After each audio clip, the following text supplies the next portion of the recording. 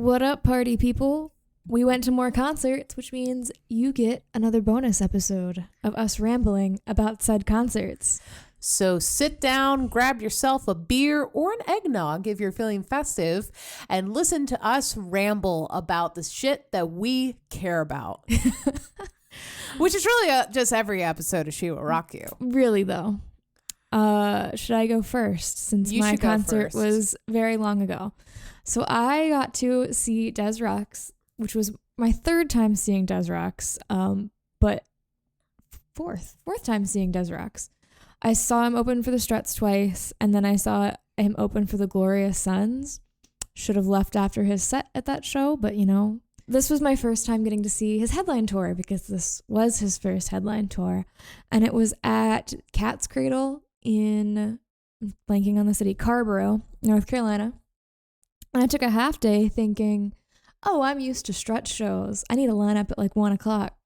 I was the only one there until an hour before doors. Yeah, you know, Josh and I were talking about this. And for the Struts, makes total sense. You gotta. But like from the scene perspective, like, you show up to shows no more than 30 minutes. Well, and you're fine. But I can understand who went to the bigger shows who lined up at that time, and they were still like not in prime spots. So I had to realize that we don't live in Philly, and Carborough is not Philly. Yeah. So that was a lesson learned. But it was a really nice day. It was like the last warm day we had, and so I got to sit in the sun. It was great. It all worked out. There's also a hotel right next door, so I stole their bathroom like 4 times to go pee. But there you go. The show, the Velveteers opened, so it was in the back room, which is a very tiny space. Probably, I think it holds 200 people max. The Velveteers opened, unreal. They have 2 drum sets, and so it's just 2 drum sets and a guitar for a lot of their songs. And I've never seen so much energy from drummers. They have the sets really low so you can see them, and the stage was really low because it was a small space. But I mean, no one could see it because I had a mask on, but I think my jaw was on the floor the whole time because I was just like in shock at how in sync their drumming was when they were doing the bits that were in sync. They were super cool. But Danny's show, Des Rocs' show, I didn't know what to expect, even though I'd seen him open, because when you're opening is a whole lot different than when you're headlining. And it blew me away. I've seen him grow so much since that first opening slot back in 2019. It's like a whole different act now. He played a lot of stuff off of the new album, and they're just a 3-piece, and you wouldn't know it by how loud that club was. My ears were ringing 4 days. I think that's all I need to say about it. It wasn't like, the venue wasn't super cool. It was literally just like a box, but it was clean. A box. That's all you can ask for. It was clean. A clean box. Clean box. And did the clean box sell beer at least? It did, and that was all they sold. Okay. Just beer. Yeah. The crowd was super good, like super into it. I was a little worried because it was such a like cramped space. There was moshing. Yeah. That was strange to me. People just started moshing see it. during Velveteers. I can see it at a Des Rocs show. Oh, at Velveteens or as a... Velveteers when they started. Sorry, Velveteers or for Des? Both. I don't know if there would have been moshing later if Velveteers, Baby, their drummer, they picked up a drum and had an audience member hold it. And then they just jumped into the audience and started moshing. And like, there probably wouldn't have been moshing if Baby hadn't started it. But that was weird because I didn't know that was happening behind me, and I was in the front row, and all of a sudden I just go woof and get shoved up against the stage. And I was like, what the hell? Oh, we're doing that. Okay. The tour is now over, so if you're listening to this, you can't go see Des Rocs until next tour. But check out his new album, A Real Good Person in a Real Bad Place, because it is fire. It's interesting because the top 10 artists or songs or something like that we were passing around an Instagram story. Yeah. both of us have Des Rocs in it. Yes. Which is a rarity. It's like the only that me and overlap Leah. in our music taste. That's it. We meet for Des Rocs, Paramore, and Panic at the Disco, and then we part. That is it. So, and speaking of part, I went to go see In This Moment, finally. And, you know, okay. I'm trying to think where to start because, you know, my brain, it really just goes into what am I going to say mode. And now that moment is here and I'm blanking. So that's fun. Okay. So the venue, me and Josh drove down to Greensboro at Piedmont Hall, which is part of the school that's down there. Interesting venue. I've never even heard of that venue. Very interesting. So it's part of a sports complex they have around there. And when I arrived, there was a section for selling merch. And then I looked and there was a bar, of course. But then there was I saw some chefs and a buffet line. What? So it was very confusing to me. Those VIPs were getting treated right. Yeah. So, but then Josh and I, they were playing with Black Veil Brides. We were literally coming in for their last song, so we didn't really see them. But then they start, and this is probably the most insane show I've ever seen. The only phrase I can describe it is, "This is my Luke Spiller." Maria Brink is my Luke Spiller. With her dunce The hat? showmanship. Yes, with her dunce hat. The showmanship that is happening in this show is just insane. So for those who don't know, they put on a theater type performance. So yes, they're performing their songs, but there's a lot of costume changes. There's a lot of musical interludes while those costume changes are happening. I remember people in the Blue Ridge group bitching about how many costume changes she had during her set. Well, they can go fuck off because literally it's just every song comes to life that way. And I was reading an article after an interview with Maria Brink, the lead singer of In This Moment. And, while there's a story to tell behind each song, they really come to life with her performances of them because she has 2 dancers with her on stage as well. And it's just this art performance while she's singing.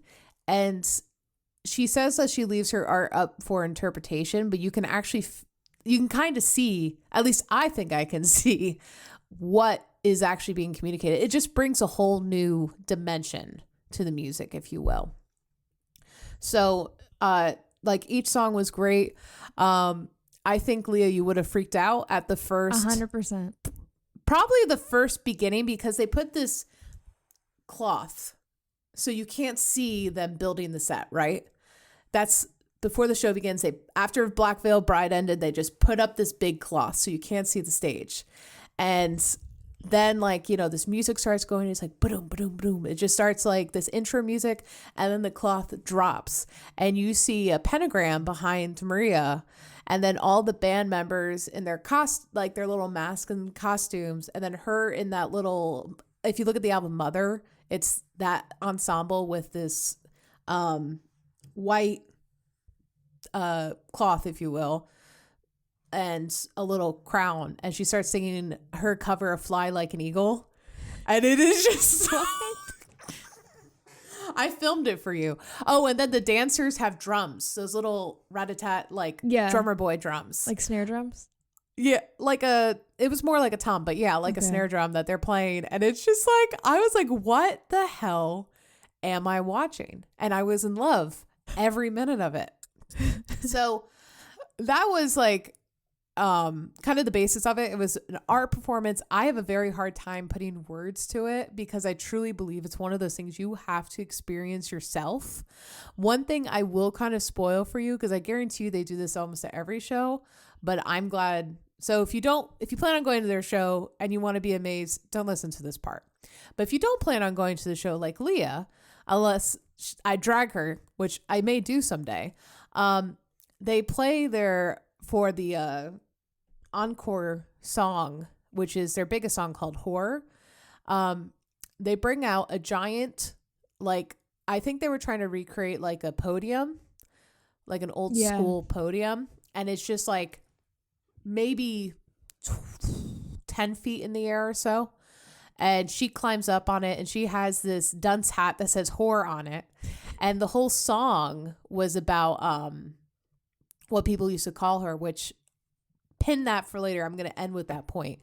But basically, she's singing the song from there. It's really epic. And then on the last chorus, she has this part where she goes, I can be your whore. And on whore, confetti goes off, which is cool enough. But then, these giant ass red balloons with pentagrams come into the crowd. I am telling you, I have never seen the size of these balloons. It was at least 3 feet, this balloon. They had those at Aerosmith. It was so cool. So anyway, that's the kind of quick review of it. If you want me to get a little philosophical, which I can't help but do, because that's what my mind does, is just think in the presence of music. So one thing I wanted to point out that I just wanted to just congratulate the team of In This Moment behind, the energy of this band is what threw me for the biggest loop. And I mean that in a good way, because when you see their presence, you can just go to their Instagram and they pull a lot of, probably like occult type imagery and things like that, which is totally, fine. I think it's fun. When you actually get it to the show though, and you're going through the set, I was so amazed. I don't know why this amazed me. Maybe it's just I'm in my own experience that I needed to be confronted with, which was always a great moment. But like, she was so loving on stage for every single person that was there. And I don't know why my brain was so taken back by that. Like I said, I think it's from my own experience growing up and what I've been kind of told in my head from growing up. But like, she loved every single person there and would say how amazing every person was there. And there's these little girls in the audience, they're 8 years old, she's looking at them, making connections and saying, you are perfect. You are perfect. Don't let anyone else tell you that you're not perfect. Like, that's almost verbatim of the messages that she was saying to people, and just how she just loved the energy of everyone there. And it really, honestly, not to get too religious, but it was very reminiscent at one point hearing that. And then she has one song that's on piano. It made me feel like I was back in church again. Like, I can feel that. That reminded me of a moment in the Des Rock show that was kind of a similar experience. Yeah. He had us all I totally forgot this happened till just now. He had us all close our eyes and just like think about what we wanted to do in our lives and like what our dream was. And he was like, there was a time I didn't think any of this was going to happen, but look at us here. Why is our connection getting spotty? Yeah, but we're recording, so it should be good. I'll just cut it out. But yeah, and it's just like, that's incredible. And like, that was just like what was happening like during the set. I was like, I feel like I'm back in church in a good way. And I think that doesn't necessarily just speak to church. I think that speaks to the global language of music, really, more than anything. That music and artists have that capability. Like, it doesn't matter, honestly, what genre they come from, what they believe in. The fact that they can speak love in your life and have a almost spiritual like experience with music, it's such a beautiful thing. And I'm glad I could remember that, if that makes sense.